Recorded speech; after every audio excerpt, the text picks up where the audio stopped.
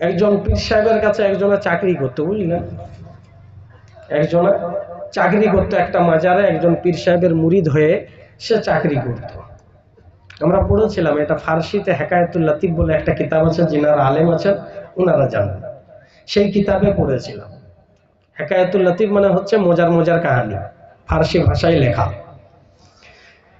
তো চাকরি করত, কিছুদিন যাবার পর ধরে নেন, উদাহরণস্বরূপ ধরে নেন মেদিনীপুরে সেই লোক, সেই ব্যক্তি চাকরি করে, তার বাড়ি হচ্ছে বেনাশলী গ্রামে।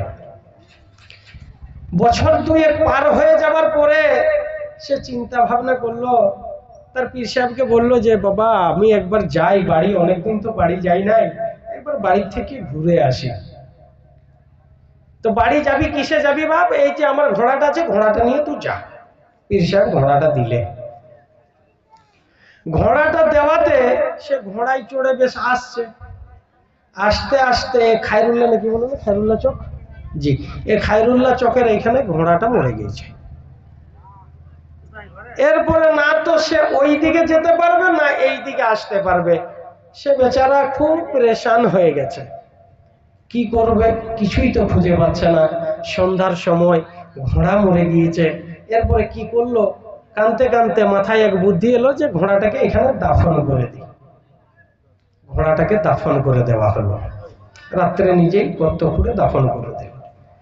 দাফন করার পরে সেই জায়গাতে সে কাঁদছে বসে বসে। সকাল হয়েছে, কিছু কিছু মানুষ আশেপাশের এলাকার মানুষেরা যেতে লাগলো, যেতে যেতে দেখছে একজন মানুষ খুব কান্নাকাটি করছে। ফিরে আসার সময় দেখছে সেই মানুষটাই কান্নাকাটি করছে। তো বাজার ঘাট করে আসছে, কেউ সবজি, কেউ আলু, কেউ ডাল, কেউ চাউল, কেউ পয়সা কিছু দিয়ে দিলে। দেখলে তো ভারী বিজনেস এটা। সে সেই পয়সা দিয়ে কি করলো, একটা লাল শালু নিয়ে এসে আপনার সেই ঘোড়ার কবরের উপরে চাপিয়ে দিল। সন্ধ্যার সময়ে ভিড় জমতে আরম্ভ হলো। এখানে নিশ্চয়ই রাতারাতি কবর হয়েছে, মানে নিশ্চয়ই এখানে কোনো আল্লাহর ওলি আছে।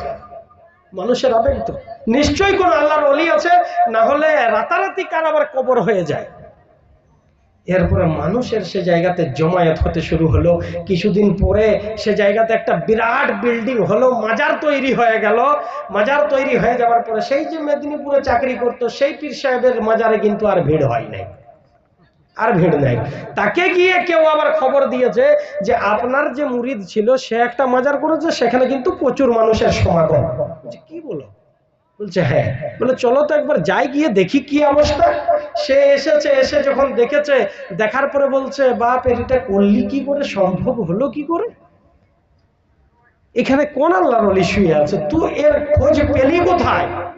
বলছে আপনি তো আমার পথ প্রদর্শক, আপনাকে না যদি সত্যি বলি তো বলবো কাকে?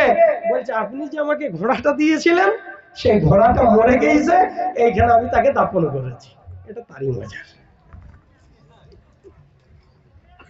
তো মানুষেরা জিজ্ঞাসা করলো যে এখানে তো কোনো না কোনো একটা আল্লাহর ওলি আছে, তাহলে একটা সাইনবোর্ড লাগান কে আল্লাহর ওলি শুয়ে আছে। বলছে হ্যাঁ, একটা তো সাইনবোর্ড আমি লিখতে দিয়ে এসেছি। না পীর সাহেবের নাম কি?